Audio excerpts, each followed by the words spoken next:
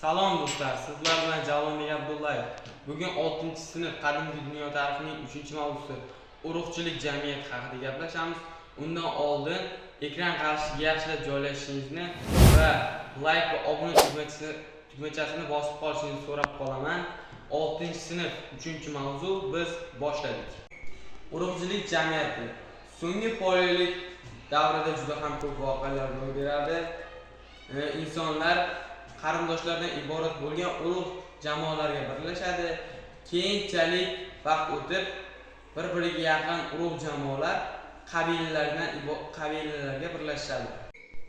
Mezolit davri. O'rta tosh davri boshlanishi bilan muzlik davri poyoniga yetadi. Paleolit davrining oxiriga kelib insonlar turar joylarni kashf qilishadi. Mezolit davrining boshida esa hayvonlarni qo'lga o'rgata boshlaydi. Ovchilar itlarni qo'lga o'rgatish haqida bir afsona mavjud. Balkim bu voqea shunday bo'lgan. Bir daydi itning ota-onasini bo'rilar o'ldirib ketishadi va u it bir g'orda yashovchi qabilaning oldiga boradi va uni ikkita yosh bola ko'rib qolib, u bilan o'ynashadi va u daydi ketib qoladi.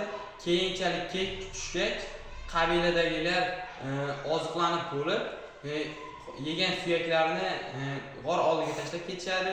Keyinchalik u daydi it borib qabiladan qolgan suyaklar bilan oziqlanadi. Keyinchalik bu it o'sha g'orning oldidagi bir kavakda yashay boshlaydi.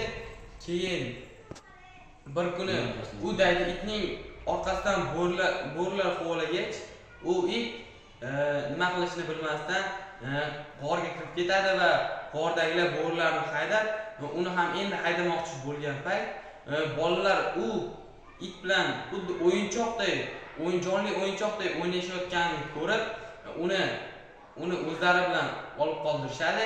Keyinchalik ancha vaqt o'tgach u qabiladagilar uxlab yotgan payt birdaniga itning qattiq akillash eshitiladi va ular endi itni urmoqchi bo'lib chiqib qarashsa, g'orning oldida ikkita ayiq bo'ladi. U it ayiqlarni haydayotgan bo'ladi. Keyinchalik qabiladagi odamlar u itlarni ayiqlarni borib haydashadi va itga katta rahmat aytayotgandek uni silab, siypalab erkalashadi. Shu bilan itlar insonlarning eng yaqin do'stiga aylanadi. Neolit davrida qadimgi Sharqda insonlar ishlab chiqaruvchi xo'jalik bilan shug'ullangan. Ishlab chiqaruvchi xo'jalikka ziroatchilik va chorvachilik kirgan. Loydan yasalgan buyumlar, ko'zalarni yasash bu kulolchilik, oddiy to'qimachilik, kiyimlarni tikish bu tikuvchilik deb atalgan.